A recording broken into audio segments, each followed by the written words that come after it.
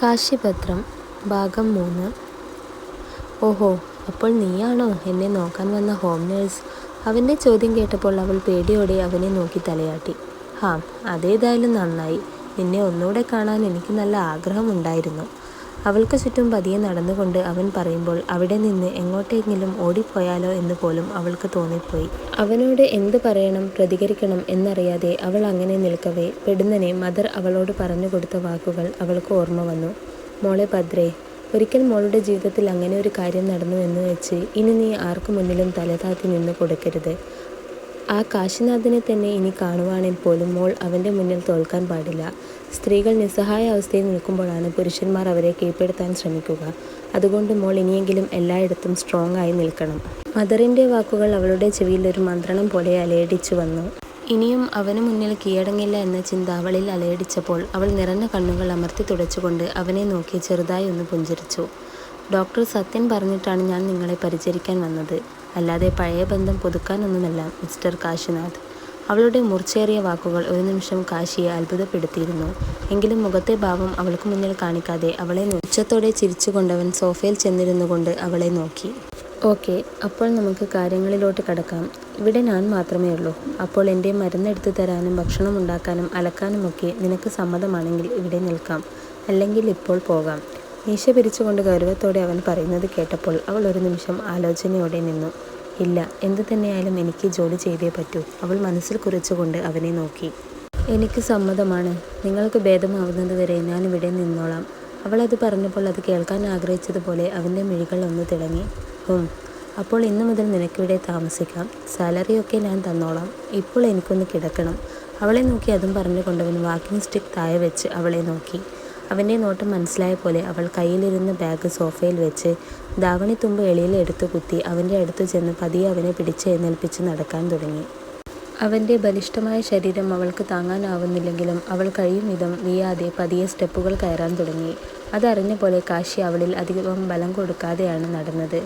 അതിനിടയിൽ സ്റ്റെപ്പിൽ പിടിക്കാൻ കഴിയാതെ വന്നപ്പോൾ കാശി അവളുടെ ഇടുപ്പിൽ പിടിമുറുക്കി. ധാവണിത്തുമ്പ് മറിഞ്ഞു കിടന്നിരുന്ന അവളുടെ ആലിലെ വയറിലേക്കായിരുന്നു അവൻ്റെ കൈകൾ ചെന്നെത്തിയത്. അപ്പോൾ അവൻ്റെ സ്പർശനം ഏറ്റപ്പോൾ അവൾ ഒന്ന് ഉയർന്നു പൊങ്ങി പിടയ്ക്കുന്ന മിഴികളുമായി അവനെ നോക്കിയപ്പോൾ അവൻ അവളെ നോക്കാതെ മുന്നോട്ട് നോക്കി നടക്കുവാണ്. അത് കണ്ടപ്പോൾ അവളും ഒന്നും പറയാതെ വേഗത്തിൽ അവനെയും കൊണ്ട് റൂം ലക്ഷ്യമാക്കി നടന്നു. റൂമിലെത്തി അവനെ പതിയെ ബെഡിൽ കിടത്തിയ ശേഷം അവൾ അവനെ ഒന്ന് നോക്കിക്കൊണ്ട് അവനിലേക്ക് ചാഞ്ഞു നിന്ന് തലയണ എടുത്ത് അവൻ്റെ തലയ്ക്കടിയിൽ വെച്ചു കൊടുക്കുകയും പുതപ്പെടുത്ത് അവനെ പുതപ്പിച്ചു കൊടുക്കുകയും ചെയ്തു. ആ സമയം അവൾ അവൻ്റെ മുഖത്തേക്ക് നോക്കിയില്ല എങ്കിലും കാശിയുടെ മിഴികൾ അവളിൽ തന്നെയായിരുന്നു. വളരെയധികം ശ്രദ്ധയോടെ അവൾ അവനെ പരിചരിക്കുന്നത് കാണവേ അവനിൽ ഇതുവരെ അറിയാത്ത ഒരു ആനന്ദം വന്നു നിറയുന്നുണ്ടായിരുന്നു. ഇന്നേവരെ തനിക്ക് അന്യമായിരുന്ന അനുഭൂതിയുടെ സുഖമുള്ള അനുഭവത്തിലായിരുന്നു അവൻ. ഞാൻ താഴെ ചെന്ന് സാറിന് കഴിക്കാൻ എന്തെങ്കിലും ഉണ്ടാക്കി കൊണ്ടുവരാം. മെഡിസിനൊക്കെ കഴിക്കാനുണ്ടാകുമല്ലോ. അതും പറഞ്ഞുകൊണ്ടവൾ തിരിഞ്ഞു നടക്കാൻ ഒരുങ്ങവേ അവൻ്റെ കൈകൾ അവളിൽ പിടിമുറുക്കിയിട്ടുണ്ടായിരുന്നു.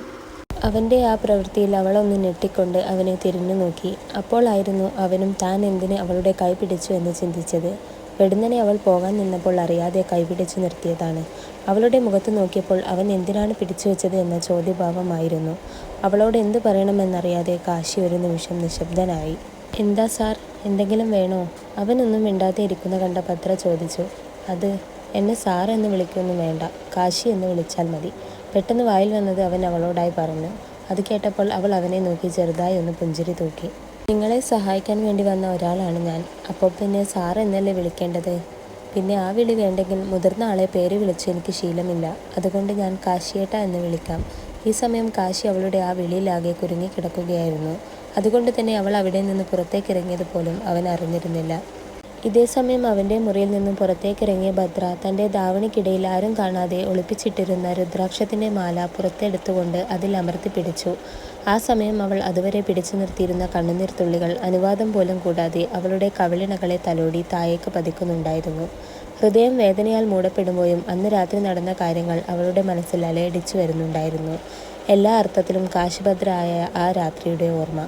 മദ്യത്തിൻ്റെ പുറത്ത് ബോധമില്ലാത്ത അവസ്ഥയിൽ പോലും അവൻ അവളിലേക്ക് ചാഞ്ഞ ആ സമയം അവൻ പോലും അറിയാതെ അവൻ്റെ കഴുത്തിൽ കിടന്ന രുദ്രാക്ഷമാല അവളുടെ മാറിലേക്ക് വീണിരുന്നു. എന്നാൽ അതൊന്നും അറിയാതെ അവൻ അവളിൽ ലയിക്കുമ്പോൾ ഒരു താലി എന്ന പോലെ ആ മാല അവളുടെ മാറിൽ കിടന്ന് വെട്ടിത്തിളങ്ങുന്നുണ്ടായിരുന്നു. ആ മാല ആയിരുന്നു അവളെ ഇത്രയും കാലം ജീവിക്കാൻ പ്രേരിപ്പിച്ചത്. മദർ രക്ഷപ്പെടുത്തി അനാഥാലയത്തിൽ എത്തിച്ചപ്പോൾ പോലും ആ മാല ഇന്നും അവളുടെ കൂടെ തന്നെ ഉണ്ടായിരുന്നു. ആദ്യമായി സ്വന്തം ഇഷ്ടത്തോടെ അല്ലെങ്കിൽ കൂടിയും തന്നെ അറിഞ്ഞ, തന്നിലെ സ്ത്രീയെ അടുത്തറിഞ്ഞ അവൻ തനിക്കായി നൽകിയ താലി പോലെ അവൾ ആ മാലയെ കാത്തു സൂക്ഷിച്ചു പോന്നു. അതിൻ്റെ കാരണം തന്നെ എപ്പോഴോ അവൾക്ക് അവനോട് ഉള്ളിൻ്റെ ഉള്ളിൽ തോന്നിയ പ്രണയം കൊണ്ടായിരുന്നു. എങ്ങനെയെന്നോ എപ്പോഴാണെന്നോ അറിയാതെ അവളുടെ മനസ്സിൽ അവൻ വേരൂന്നിയിട്ടുണ്ടായിരുന്നു. അതുകൊണ്ടാണ് അവൾ നിത്യവും അവന് വേണ്ടി പ്രാർത്ഥിക്കുന്നത് പോലും. ശരീരം കൊണ്ടും മനസ്സുകൊണ്ടും ഭദ്ര എന്നും കാശിയുടെ മാത്രമാണ്. കുറച്ചുനേരം ഓരോന്നും ആലോചിച്ച് നിന്ന് അവൾ പിന്നെ പതിയെ ഡോർ ഹാൻഡിലിൽ പിടിച്ചു തുറന്നു നോക്കിയപ്പോൾ കാണുന്നത് ബെഡിൽ ശാന്തനായി ഉറങ്ങുന്ന കാശിയെയാണ്. അവനെ നോക്കിക്കൊണ്ടവൾ അവൻ്റെ അടുത്തേക്ക് പതിയെ നടന്നു. കാലിലെ കൊലുസിൻ്റെ കിലുക്കത്തിൽ അവൻ ഉണർന്നാലോ എന്ന് കരുതി അവൾ ശബ്ദമുണ്ടാക്കാതെയാണ് നടന്നു ചെന്നത്. അവൻ്റെ അടുത്തെത്തിയതും അവൾ പതിയെ കുനിഞ്ഞു വന്നു അവൻ്റെ നെറ്റിയിൽ മൃദുവായി ഒന്ന് ചുംബിച്ചു. അവനായി അവൾ നൽകുന്ന ആദ്യ ചുംബനം. അവ ഏറ്റപ്പോൾ ഉറക്കത്തിലായിരുന്നിട്ട് കൂടിയും അവൻ്റെ ചുണ്ടിൽ ചെറുചിരി വിടർന്നിരുന്നു. കാശിയേട്ടാ, ഏട്ടനെ ആഗ്രഹിക്കാൻ പോലുമുള്ള യോഗ്യത എനിക്കില്ല എന്നറിയാം. പക്ഷേ ഏതൊരു പെണ്ണിനും തന്നെ സ്വന്തമാക്കിയ പുരുഷനോട് പ്രണയം തോന്നാം. അതുതന്നെയാണ് എനിക്കും ഇപ്പോൾ തോന്നുന്നത്. പക്ഷേ പേടിക്കണ്ടാട്ടോ, ഞാൻ ഒരിക്കൽ പോലും ഈ കാര്യം നിങ്ങളോട് പറയില്ല. പറഞ്ഞാൽ നിങ്ങൾക്ക് മുന്നിൽ ഞാൻ വീണ്ടും വഴങ്ങിത്തരേണ്ടി വരിക മാത്രമേ ഉണ്ടാകൂ. അപ്പോഴും നിങ്ങൾക്ക് എന്നോട് പ്രണയം തോന്നില്ല. നിങ്ങൾക്ക് സുഖമാവുന്നത് വരെ നിങ്ങളുടെ കൂടെ സന്തോഷത്തോടെ ജീവിച്ചുകൊണ്ട് ഞാൻ പിന്നെ എവിടേക്കെങ്കിലും പോയിക്കൊള്ളാം. അവനെ നോക്കി മനസ്സിൽ പറഞ്ഞുകൊണ്ട് അവൾ പെട്ടെന്ന് തന്നെ അവിടെ നിന്നും ഇറങ്ങി. എന്നാൽ അവൾ വന്നതോ പറഞ്ഞതോ ഒന്നും അറിയാതെ നല്ല നിദ്രയിലായിരുന്നു കാശിനാഥ്. താഴെ എത്തിയ ഭദ്ര വേഗം തന്നെ അവനുള്ള ഭക്ഷണമൊക്കെ തയ്യാറാക്കിയ ശേഷം എല്ലാം ടേബിളിൽ എടുത്തു വെച്ചുകൊണ്ട് അവൾ പുറത്തു പോയിരുന്നു. ഇതേസമയം 4-5 മാസമായിട്ടും ഭദ്രയെപ്പറ്റി ഒരു വിവരമില്ലാതെ കലിയോടെ അവളെ തിരഞ്ഞു നടക്കുകയായിരുന്നു വിഷ്ണു. എടാ വിഷ്ണു, നീ എന്തിനാ വീണ്ടും അവളെ തേടി നടക്കുന്നേ? ഇപ്പോൾ തന്നെ നിന്റെ പക്കൽ കുറേ പെണ്ണുങ്ങളില്ലേ? എന്നിട്ടും എന്തിനാ നിനക്കവളെ? അവൻ്റെ ഉറ്റ സുഹൃത്ത് രാഹുൽ ചോദിച്ചപ്പോൾ വിഷ്ണു കയ്യിലുള്ള മദ്യത്തിൻ്റെ കുപ്പി നിലത്തേക്ക് വലിച്ചെറിഞ്ഞു. അവൾ എൻ്റെ കണ്ണൊന്ന് തെറ്റിയപ്പോൾ ആ പന്ന ഡാഷ് മോൾ എൻ്റെ കയ്യിൽ നിന്നും വഴുതിപ്പോയി. നിനക്കൊന്നും അറിയില്ല അവളുടെ വില. എന്തായാലും അവൾ എവിടെ പോയി ഒളിച്ചാലും ഞാൻ കണ്ടുപിടിച്ചിരിക്കും. അത് പറയുമ്പോൾ അവൻ്റെ കണ്ണിൽ അവളോടുള്ള പക നിറയുന്നുണ്ടായിരുന്നു. എന്തായാലും 2 ദിവസം കഴിഞ്ഞ് നമുക്ക് ഒരിടം വരെ പോകാനുണ്ട്. നീ തയ്യാറായിക്കോട്ടോ. Okay bye. അവനെ നോക്കി രാഹുൽ പറഞ്ഞപ്പോൾ വിഷ്ണു തലയാട്ടി. എന്നാൽ അതൊന്നും അറിയാതെ കാശിയുടെ ചിറകിനുള്ളിൽ ഒതുങ്ങിക്കൂടാൻ ആഗ്രഹിച്ചു കൊണ്ട് നിൽക്കുകയായിരുന്നു ഭദ്ര, അവളെ തേടി വരുന്ന ആപത്തറിയാതെ.